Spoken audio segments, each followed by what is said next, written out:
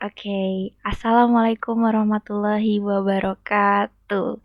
Hello, Mr. Tito. How are you today? I hope you are doing well. My name is Griselda Agatha. I'm from class 06 SIGP 007. And to complete my midterm exam score, I will explain the meaning relation in semantic.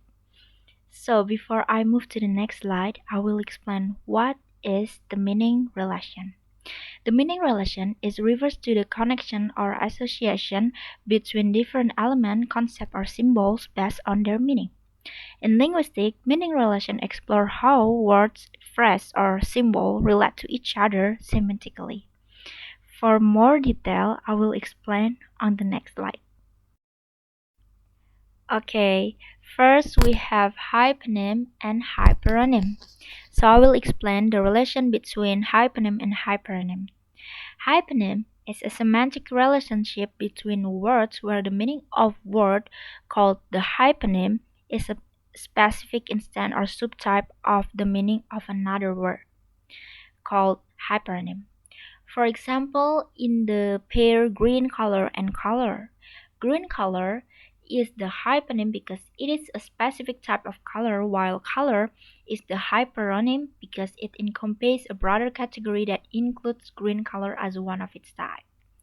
In simpler terms, if we have words A and B and A is hyponym of B, it means that A is a more specific version of B.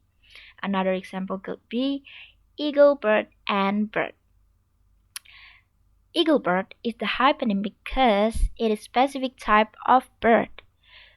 Bird is the hyperonym because it encompasses broader category that includes eagle bird as one of its types. Next, we have regular compound. Regular compound has two parts. The first part is called modifier and the second part is the head noun. So, the modifier adds a specification to the meaning of the head noun. For instance, we can see in the picture we have train station. Train is the modifier, the type of a station, and station is the head noun representing the general concept. The key difference lies on how the meaning of the modifier and the head nouns are integrated into the compound. The meaning of the head noun is fully contained with the compound, and the meaning of the modifier is also bound into the compound but is not in the same way. This means the resulting meaning relationship between the compound and the modifier is not one of hyponym, while the head noun is one hyponym with the compound. For example, we can see the head noun is the station, while the compound is train station. And for instance, train station is not a train, but it's type of station that used for train stop. Similarly, like a fish tank is not a fish, but it's general object where the fish are being kept. In simpler terms, it's a container specifically designed for housing fish. The relationship between the modifier and the head noun can be seen as a spatial relationship defined by what the referent of the modifier and the compound have to do with each other. Okay, now we have moved to the meaning relation in opposition. First, we have antonym. Antonyms are pairs of expressions representing opposite extremes within a range of possibility. They are commonly found in adjective, noun, adverb, and verb. For example, in adjective is like tall and short, and then happy and sad, good and bad. While in the nouns, it's like wealthy and poverty, and in the verb buy or sell, and in the adverb here and there. Antonyms are not contradictories. Negating one term does not necessarily imply the other. Scalar adjectives which denote extreme along a scale often form antonym. Antonym formation can involve prefixing like or unlike. or other linguistic mechanism, while antonym typically lack a neutral cause expression like middle age or medium size serve as recent invention to address this. For example, we have in the screen is big and tiny. Okay, second we have directional opposite. Directional opposite, which are pairs of expression representing opposite direction on specific axes, such as in front of and behind, left and right, above and below. These opposites are related to the body orientation in space, including front and back, head and feet. Furthermore, directional opposite extend to the time axis and verb tense like past and future. For the time axis, we have an example like before and after, yesterday and tomorrow. While in the verb tense like past and future also reflect this directional relationship, with the past tense referring to even before the utterance now and the future tense to even after. And the third we have is complementaries. Complementaries are pairs of expression representing opposite possibilities within specific domain, such as aunt and uncle, buy or rent, buy and steal. These opposites are logically complementary, meaning the negation of one term is equivalent to the other term. In summary, complementaries within a domain providing clear distinction between two opposite states or characteristics. For example, borrow and lend, representing opposite direction of transferring item or resources, where borrow refers to the receiving something temporarily and lend refers to giving something temporarily.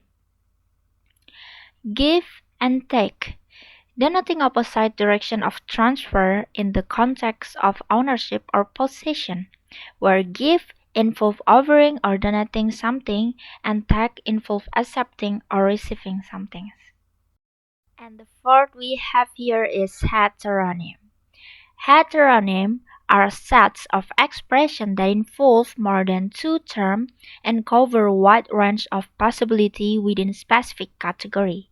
Unlike antonym, which represent opposite extreme on scale, heteronym do not relate to scale, but rather consist of different expressions within the same category, often sharing a common hypernym.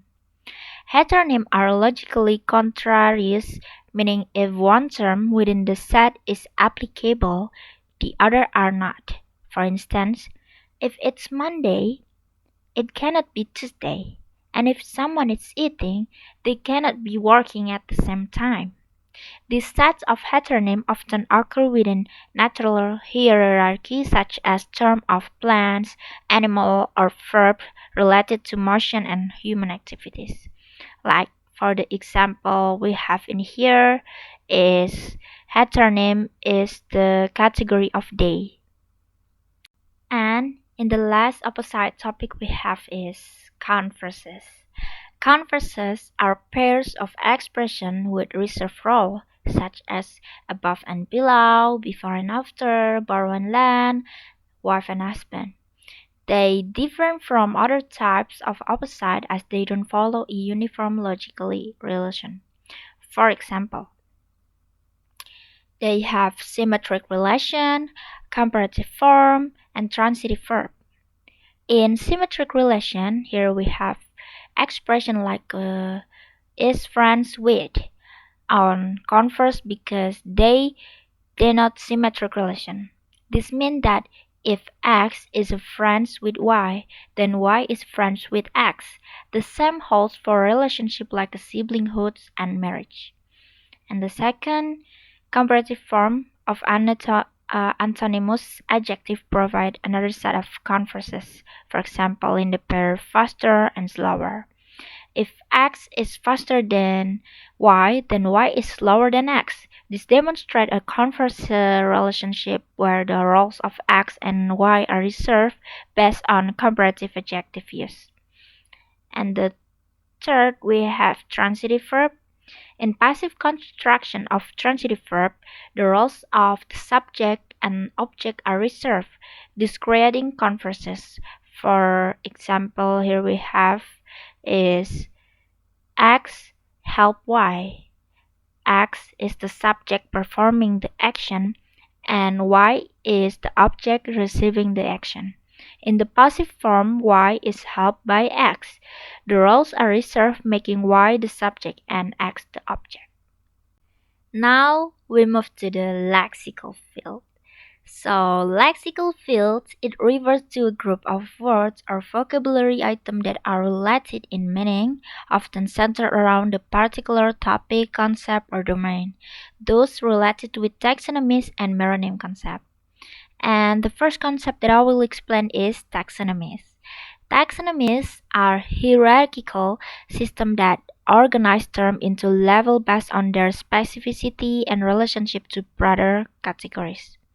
They often consist of top-level hyperonym and several levels of subordinates or hyponym representing subcategories. In the first example, here food is the overarching category encompassing various types like fruits, vegetables, meats, and dairy products. Each general term can then be broken down into specific kind of food item. In the second example here we have is in this taxonomy, clothing serves as the top level category, with general terms like shirt, pants, dresses, and shoe underneath. Each general term further branches out into specific kind of clothing items. Okay, and the second here we have is meronym concept. Meronym concept is a concept that used to describe the relationship between parts and whole within complex object or system. In many instances, objects are viewed as comprising various constituent parts each with its own specific function. For instance, consider the human body, which consists of numerous parts such as head, and then face, and then mouth, and then tongue, each serving distinct purpose like sensory perception, expression, and ingestion. In this example, here we have the car is the whole entity, while the wheels, engine, steering are its parts. Each of these components contributes to the function and structure of the car as a whole. The wheels enable movement, the engine provides power, and the steering wheel facilitates to control. Together, these parts form the complete entity known as a car. This relationship illustrates how meronym describes the interconnectedness between the part and the whole within complex object or system. Each component plays a crucial role in the functionality and existence of the larger entity, highlighting the significance of understanding meronym. Okay, I think that's all about my presentation for today.